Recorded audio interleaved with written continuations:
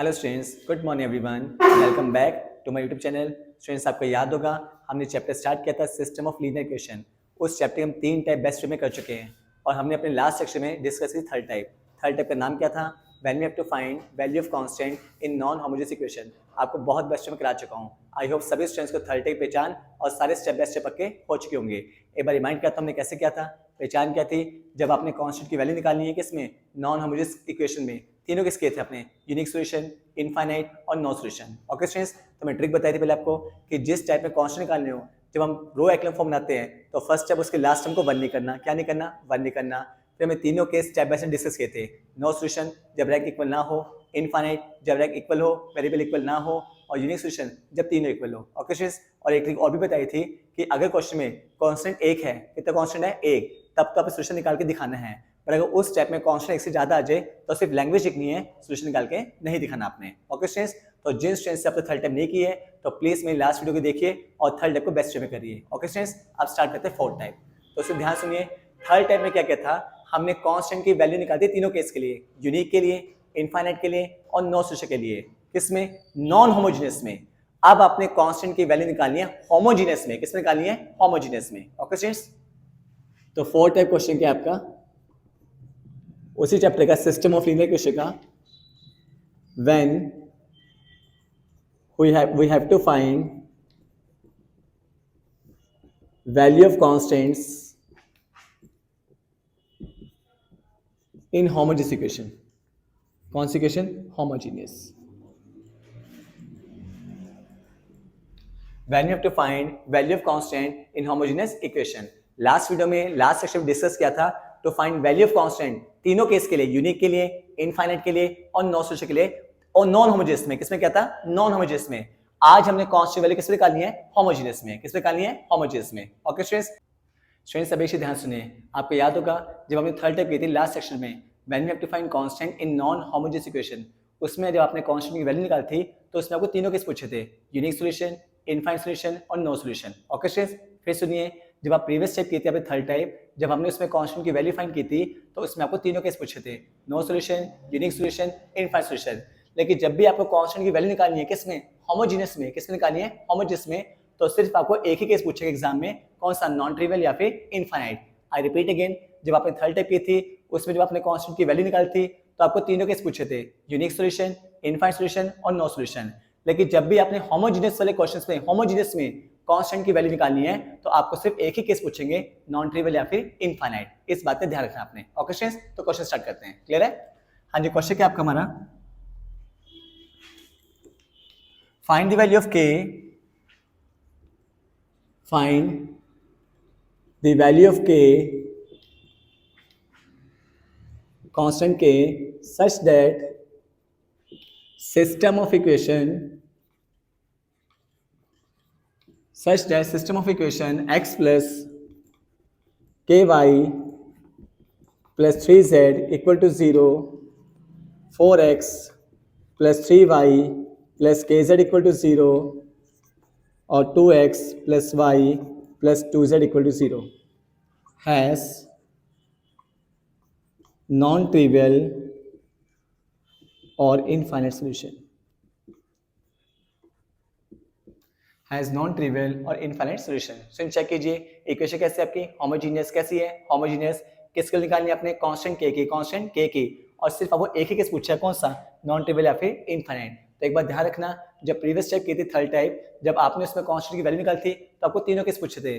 लेकिन होमोजेनियस में जब आपने कांस्टेंट की वैल्यू निकालनी हो तो सिर्फ आपको एक ही केस पूछेगा, कौन सा? नॉन ट्रिवियल या फिर इनफाइनाइट। इस बात पे ध्यान रखना आपने। ओके स्टूडेंट्स, दूसरी बात, जब आपने थर्ड टाइप की थी तो हमने थर्ड टाइप को सेम किया था फर्स्ट टाइप की तरह। किसी तरह? फर्स्ट टाइप की तरह। लेकिन जब आपने कांस्टेंट की वैल्यू निकाली होमोजेनियस में तो इसका पैटर्न थर्ड टाइप से डिफरेंट होगा। इस बात का ध्यान रखना आपने। दोबारा सुनिए, जब आपने नॉन होमोजेनियस में कांस्टेंट की वैल्यू निकाली थी तो पैटर्न बिल्कुल वैसे किया था जैसे आपने फर्स्ट टाइप की थी। आपने बनाई थी रो एक्लन फॉर्म। कौन सी फॉर्म? रो एक्लन फॉर्म। और लास्ट टर्म को वन नहीं किया था थर्ड टाइप में। लेकिन जब आपने होमोजेनियस में कांस्टेंट की वैल्यू निकालनी है तो इसका पैटर्न थर्ड टाइप से डिफरेंट होगा। इस बात का ध्यान रखना आपने। ओके स्टूडेंट्स, तो स्टार्ट करते हैं। अगेन चेक कीजिए, इक्वेशन कैसे आपकी? होमोजेनियस। वैल्यू किससे निकालनी है? कांस्टेंट के की। और सॉल्यूशन कैसे आपका? नॉन ट्रिवियल या फिर इनफाइनाइट। तो स्टार्ट करते हैं। तो पहले आपने क्या करना है? मैट्रिक्स ए लिखनी है, ए कितना आपका 1 के 3 4 3 के और यहाँ पे कितने हैं 2 1 2।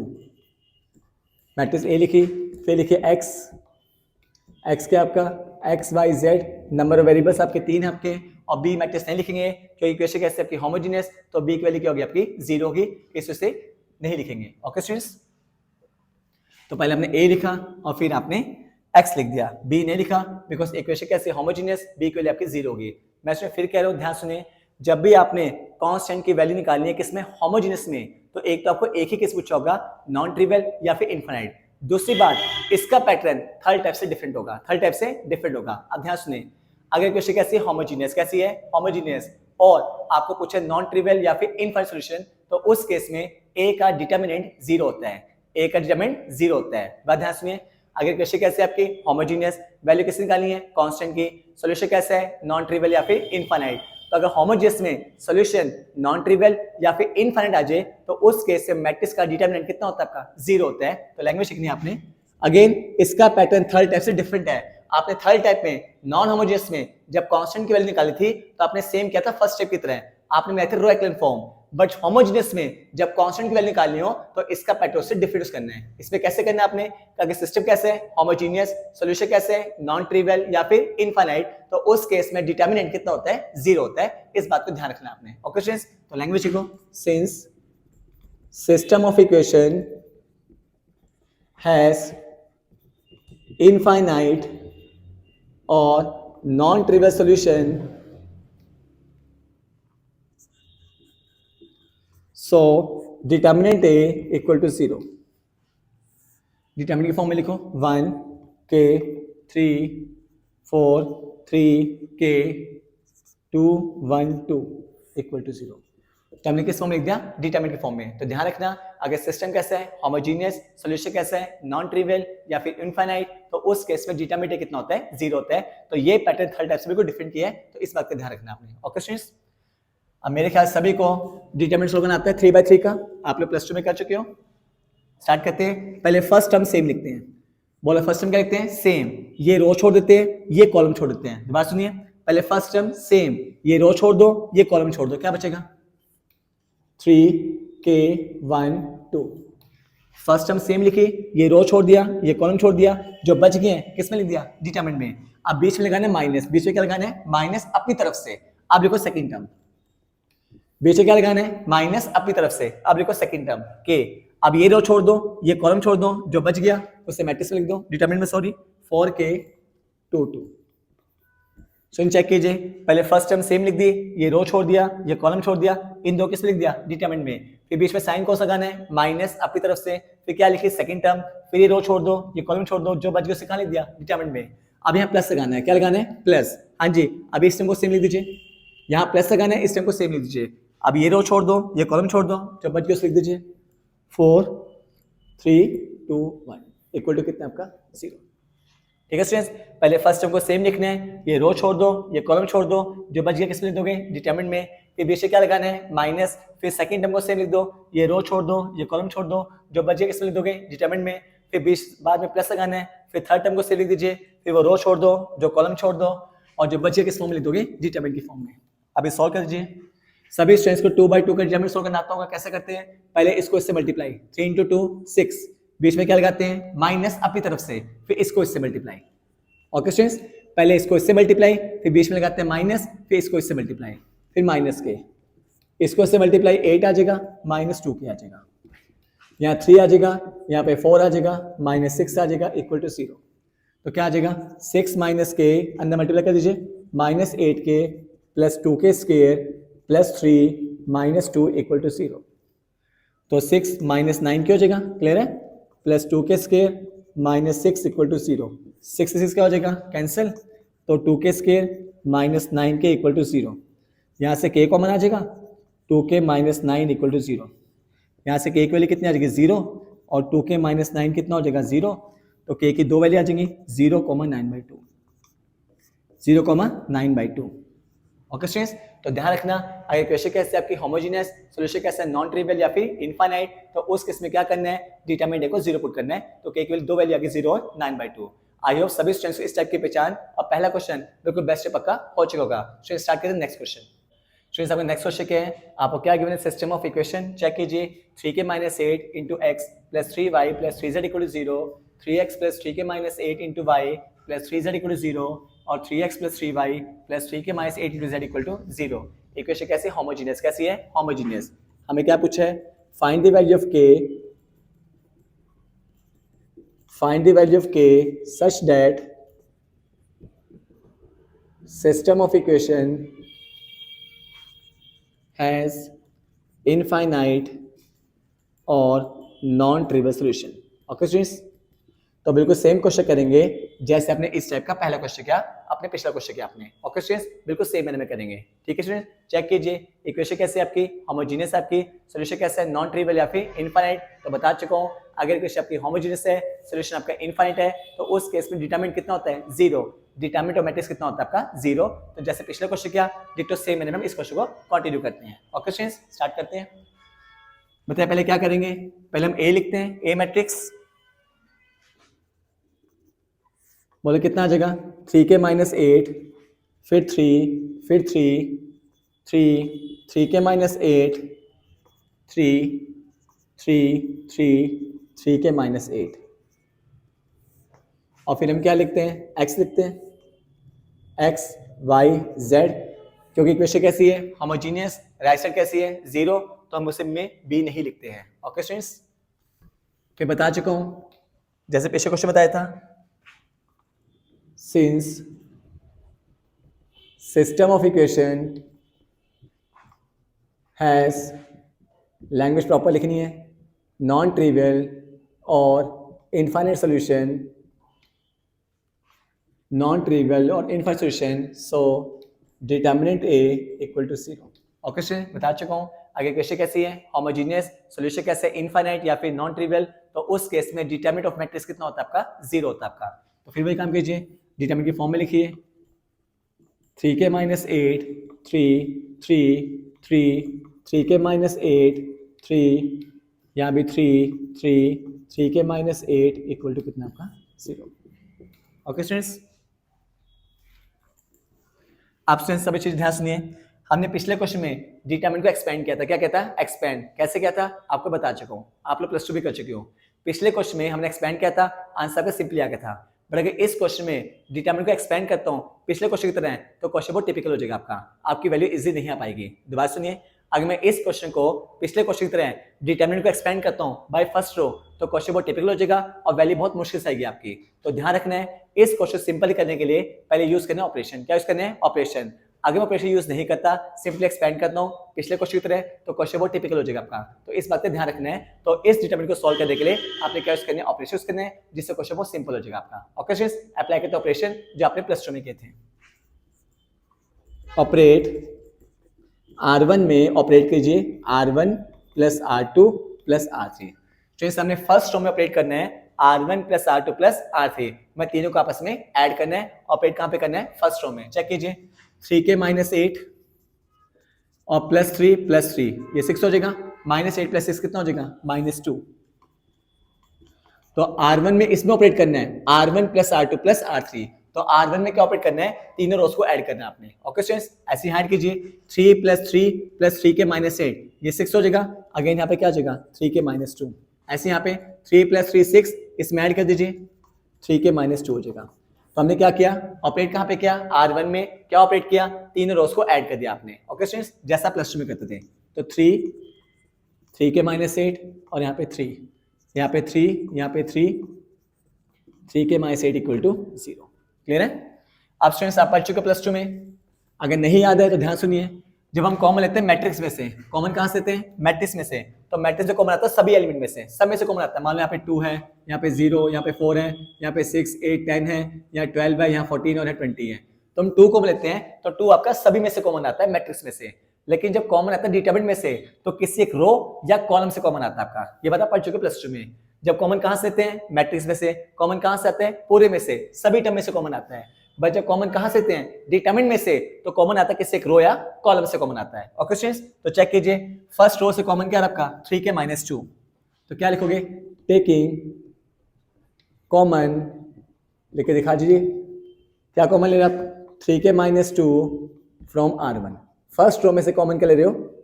3k minus 2। तो ये बात ध्यान रखनी है, जब कॉमन कहाँ से आते हैं? मैट्रिक्स में से, तो कॉमन हर एक एलिमेंट में से आते हैं। बट जब कॉमन कहाँ से आते हैं? डिटरमिनेंट में से, तो किसी एक रो या कॉलम में से कॉमन आता है। तो हमने क्या किया? फर्स्ट रो में से कॉमन क्या ले लिया? 3k minus 2। तो क्या आ जाएगा? 3k माइनस 2, यहाँ क्या हो जाएगा? 1 1 1, यहाँ पे 3k माइनस 8, यहाँ पे 3, यहाँ भी 3 और 3k माइनस 8 इक्वल टू कितना आपका? 0। ओके स्टूडेंट्स, तो हमने फर्स्ट रो में से कॉमन क्या ले लिया? 3k minus 8। अब नेक्स्ट स्टेप कीजिए, जब प्लस टू में करते थे आप लोग मैक्सिमम जीरोस बनाते थे, कैसे बनाओगे? जैसे प्लस टू में क्या था आपने? ऑपरेट C2 में C2 माइनस C1 और C3 में C3 माइनस C1। क्यों चेक कीजिए। आगे मैं सेकेंड कॉलम में से फर्स्ट माइनस कर दूं, 1 माइनस 1 0। थर्ड में से फर्स्ट माइनस कर दूं, 1 माइनस 1 0। तुम्हारा मोटिव क्या है? मैक्सिमम जीरोस बनाना, मैक्सिमम जीरोस बनाना, जैसा प्लस टू में करते थे। तो ऑपरेट कर दीजिए।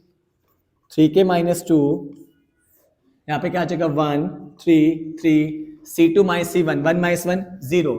इसमें से माइनस करना है, तो 3k माइनस 11। इसमें से माइनस करना है 0। Again 1 minus 1 0, C3 minus C1, 3 minus 3 0, और यहाँ भी 3k माइनस 11। ओके स्टूडेंट्स, तो क्या माइनस का? C2 में से C1 और C3 में से C1, ये आगे ऑपरेट करके आपका। ओके स्टूडेंट्स, क्या बन गई? Maximum zeros, maximum zeros. अब इसे एक्सपेंड कर दीजिए, फर्स्ट रो से एक्सपेंड कर दीजिए। यहाँ पे लिख दीजिए एक्सपेंडिंग बाय R1।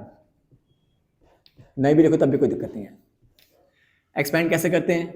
हाँ जी, पहले क्या लिखते हैं? फर्स्ट एलिमेंट 1 आ जाएगा, ये रो छोड़ देंगे, ये कॉलम छोड़ देंगे, क्या आ जाएगा? 3k minus 11 0 0 3k minus 11। Okay students, next term भी क्या हो जाएगी? 0। करने की जरूरत नहीं है, माइनस लिखोगे बीच में, फिर 0 लिखोगे, फिर ये रो छोड़ दोगे। क्या छोड़ दोगे? कॉलम बट करेंगे नहीं, क्योंकि 0 टू समथिंग कितना होता है? 0। ऐसे लास्ट भी कितना हो जाएगा? 0 हो जाएगा, तो हम शो नहीं करेंगे। ओके स्टूडेंट्स, हमने बाद के एक्सपेंड क्यों नहीं किए हैं? क्योंकि 0 टू समथिंग कितना हो जाएगा? 0। इससे नो नीड टू राइट। तो क्या आ जाएगा? 3k माइनस 8 एक्सपेंड कर दीजिए, कितना आएगा? 3k माइनस 11 का स्क्वायर आ जाएगा। इन्हें 0 पुट कर दीजिए, तो 3k minus 8 equal to 0, comma 3k minus 11 का होल स्क्वायर इक्वल टू 0। यहाँ से k की वैल्यू कितनी आ जाएगी? 8/3।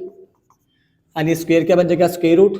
0 का स्क्वायर रूट 0 होता है, और 3k की वैल्यू कितनी आ जाएगी? 11, और k की वैल्यू कितनी आ जाएगी? 11/3।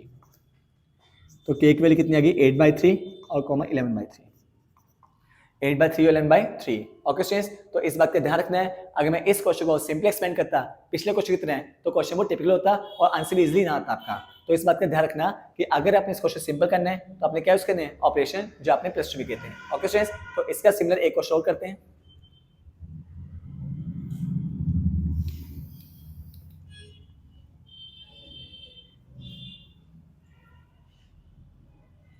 क्वेश्चन क्या है? Prove that the real value of lambda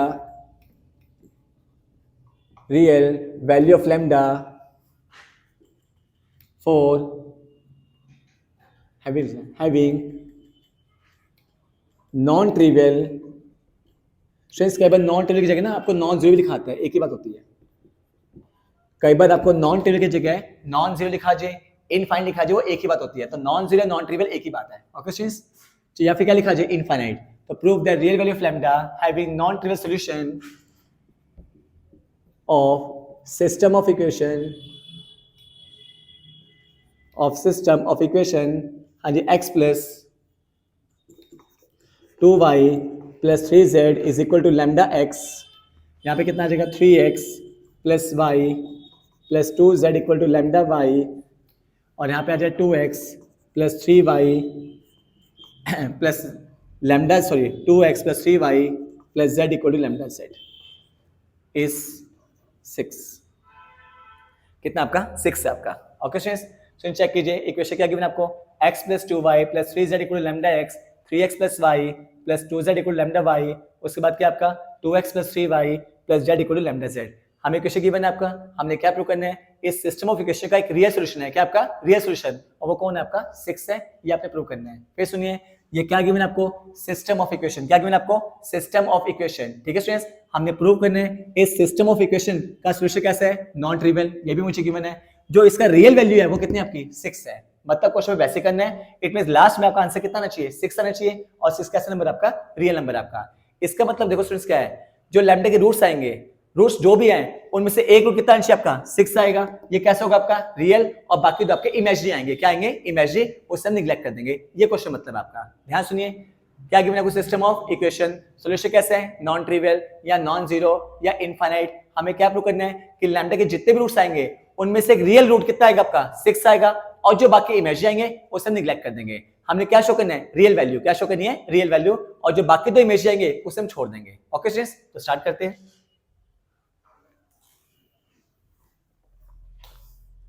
हमें क्या है, सिस्टम ऑफ इक्वेशन। अब से एक बार ध्यान सुनिए, देखने में क्या लग रहा है, ये जो सिस्टम ऑफ इक्वेशन है ये आपका नॉन होमोजेनियस है। कैसा आपका नॉन होमोजेनियस, बट एक्चुअल में ऐसा नहीं है, ये आपका होमोजेनियस है। कैसा आपका होमोजेनियस, कैसे, ध्यान सुनो, अगर राइट साइड में कांस्टेंट हो, क्या हो कांस्टेंट, 2 3 1, लैम्डा खाली आ जाए, 2 आ जाए, म्यू आ जाए, कुछ भी आ जाए, 5 2 6 कुछ भी आ जाए, अगर गिवन इक्वेशन की राइट साइड कांस्टेंट आ जाए तब तो बनते हैं नॉन होमोजेनियस। क्या बनती है, नॉन होमोजेनियस।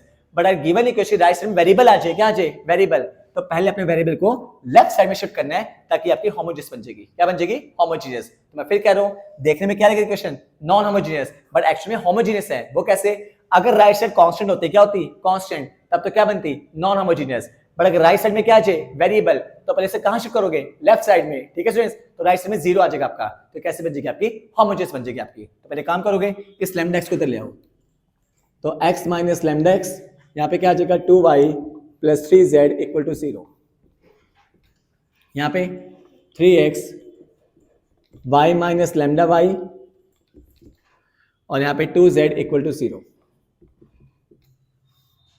यहाँ पे क्या आ जाएगा, हाँ जी 2x plus 3y plus z minus lambda z equal to 0।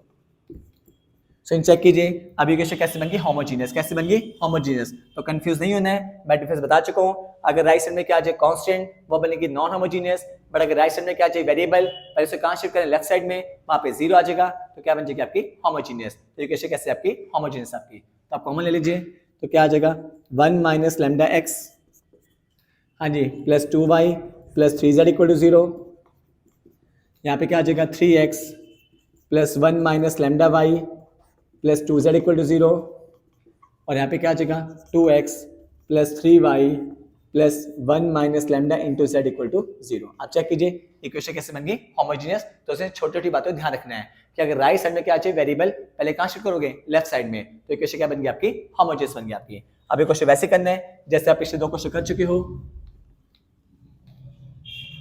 पहले आप a लिखिए, a कितना आपका 1 minus lambda 2 3, then 3 1 minus lambda 2, and then 2 3 1 minus lambda. फिर आप लोग क्या लिखते हो, x लिखते हो, x कितना है आपका x y z। b नहीं लिखेंगे क्योंकि सिस्टम कैसा है आपका होमोजेनियस, तो b की वैल्यू क्या होती है आपकी 0 होती है आपकी। फिर वो लैंग्वेज लिखिए, हमें कौन सा केस पूछा है, नॉन ट्रिवियल या फिर इनफाइनाइट या फिर नॉन जीरो, एक ही बात होती है। तो सेम स्टेप कीजिए, since system of equation has non trivial या फिर नॉन जीरो, एक ही बात है स्टूडेंट्स, नॉन ट्रिवियल और infinite solution, so determinant of A equal to 0। हाँ जी, फिर से किस फॉर्म में लिखोगे, डिटर्मिनेंट की फॉर्म में, 1 minus lambda 2 3 3 1 minus lambda 2 2 3 1 minus lambda equal to 0। Okay students, फिर वो स्टेप आगे मैं डिटरमिनेंट सिंपली एक्सप्लेन करता हूँ फर्स्ट क्वेश्चन की तरह। तो क्वेश्चन बहुत टिपिकल हो जाएगा, आंसर भी बहुत मुश्किल से आएगा। तो जैसे पिछला क्वेश्चन किया था आपने, क्या लगेंगे ऑपरेशन, क्या लगेंगे ऑपरेशन, बिल्कुल सेम ऑपरेशन जो आपने पिछले क्वेश्चन में लगाए थे, ताकि डिटरमिनेंट सिंपल हो जाए आपका। ओके स्टूडेंट्स, आगे मैं सिंपली एक्सप्लेन कर दूंगा अगेन लाइक फर्स्ट क्वेश्चन जी, जैसे फर्स्ट क्वेश्चन में किया था आपने, अगर सिंपली एक्सप्लेन कर दूं तो क्वेश्चन बहुत टिपिकल हो जाएगा, आंसर बहुत मुश्किल से आएगा आपका। तो जैसे पिछले क्वेश्चन में क्या यूज करना है आपने, ऑपरेशन, ताकि सिंपल हो जाए आपका। सेम ऑपरेशन जैसे पिछले क्वेश्चन में क्या, ऑपरेट R1 में R1 plus R2 plus R3। Same operation जो पिछले क्वेश्चन में किया, ऑपरेट कर दीजिए। जब ऐड करोगे तो 1 प्लस 3 कितना हो जाएगा 4, और 4 प्लस 2 कितना हो जाएगा 6 हो जाएगा। तो 6 माइनस लैम्डा ऐड कर दीजिए, 6 माइनस लैम्डा ऐड कर दीजिए, 6 माइनस लैम्डा। यहाँ पे कितना हो जाएगा 3, यहाँ पे 1 माइनस लैम्डा, यहाँ पे 2, यहाँ पे 2, यहाँ पे 3, यहाँ पे 1 माइनस लैम्डा इक्वल टू 0। फिर वो स्टेप जो कॉमन कहाँ से आता है मैट्रिक्स में से, तो कॉमन कहाँ से आता है हर एक एलिमेंट में से। बट जो कॉमन कहाँ से आता है डिटरमिनेंट में से, तो कॉमन कहाँ से आते हैं किसी सिंगल हो या सिंगल कॉलम में से, तो कॉमन कहाँ से आ रहा है R1 में से। फिर वही लैंग्वेज जो डिक्टो सेम पिछले से question, taking common 6 minus lambda from R1। सब बच्चे कॉमन लो कितना आ जाएगा 6 माइनस लैम्डा क्या आ जाएगा 1 1 1, यहाँ पे 3, यहाँ पे 1 माइनस लैम्डा, यहाँ पे 2, यहाँ पे 2, यहाँ पे 3, यहाँ पे 1 माइनस लैम्डा इक्वल टू 0। अब फिर नेक्स्ट क्या था, हम मैक्सिमम क्या बनाते हैं जीरोस। तो सेम ऑपरेशन जैसे आपने पिछले क्वेश्चन में गए थे, बिल्कुल सेम ऑपरेशन आ रहे हैं। चेक कीजिए क्या लगाए थे, ऑपरेट C2 में C2 माइनस C1, C3 में C3 माइनस C1। तो क्या आ जाएगा 6 माइनस लैम्डा क्या आ जाएगा 1 3 2, ऑपरेट कर दीजिए 1 minus 1 0, 1 minus lambda minus 3, check कीजिए 1 माइनस लैम्डा माइनस 3, तो माइनस लैम्डा माइनस 2 आ जाएगा। यहाँ पे 3 माइनस 2 1, अगेन C3 में C3 माइनस C1, 1 माइनस 1 0, यानी 2 माइनस 3 माइनस 1। ओके स्टूडेंट्स, और 1 minus lambda minus 2, 1 minus lambda minus 2, minus lambda minus 1।